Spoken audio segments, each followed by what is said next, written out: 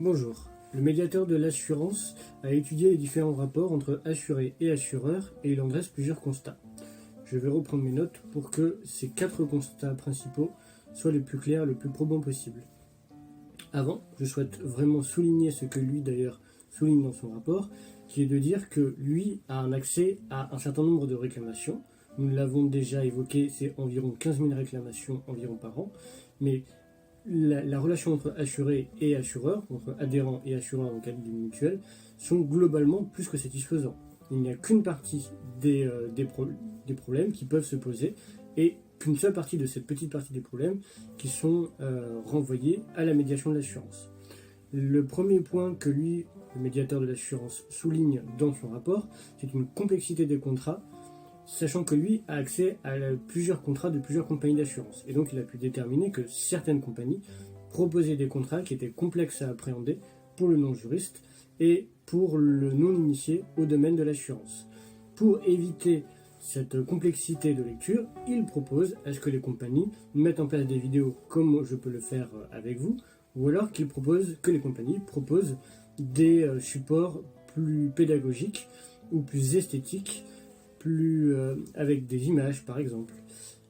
En tout cas, quelque chose qui soit plus accessible, des moyens qui soient plus accessibles pour les non-initiés.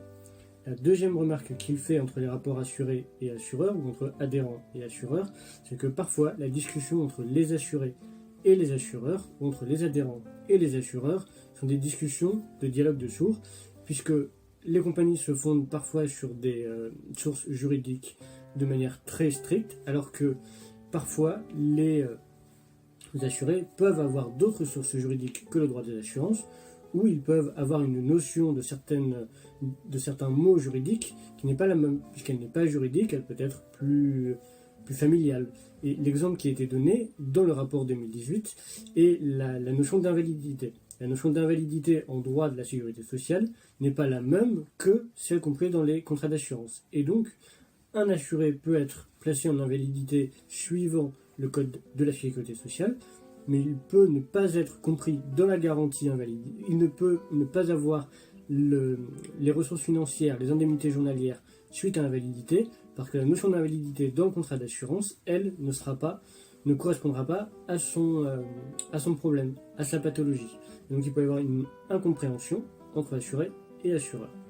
Le jargon également peut être très technique et peut être incompréhensible pour le non-initié. La troisième remarque qu'il fait, c'est qu'il y a un manque de lisibilité et de pédagogie des compagnies. Nous venons de l'aborder. Et la quatrième remarque qu'il fait, c'est qu'il y a parfois un manque d'empathie dans les réponses des compagnies d'assurance vis-à-vis des assurés qui pensent être de bonne foi. Et donc parfois, il serait bon de personnaliser les réponses, comme lui le souligne, ou alors d'être plus pédagogique et d'expliquer de manière plus simple les refus. Tout simplement.